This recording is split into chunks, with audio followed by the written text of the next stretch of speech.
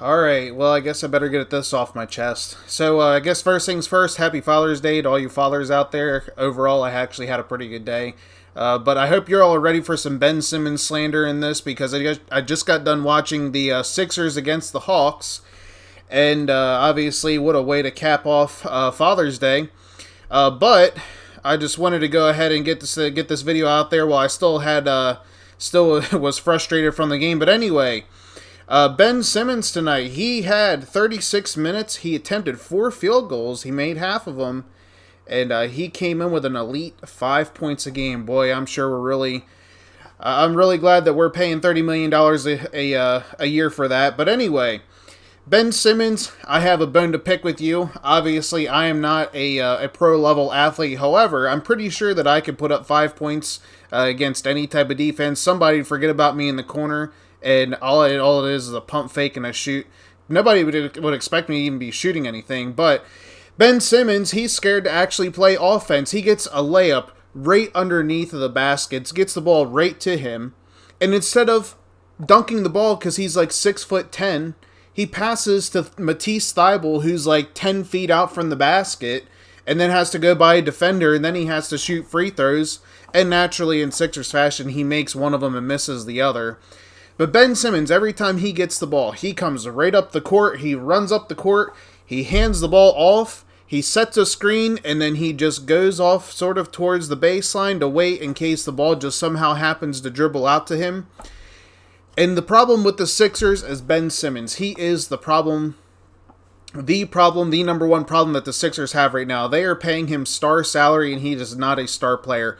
Early in the season, maybe I'm the idiot for thinking so, but earlier in the season, Ben Simmons played fairly well. Earlier in the series, when they switched him on Trae Young, he played fairly well playing defense against Trae Young. And, he was giving him some problems and doing what he does on defense and sort of making some plays. And the further that the series got along, the more that the Hawks figured out that they can create offense without actually having Trae Young just jack up three-pointers all game.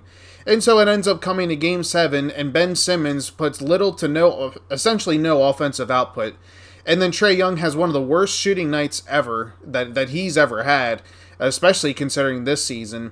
And Ben Simmons puts no meaningful production on the court. They can't trust him in crunch time.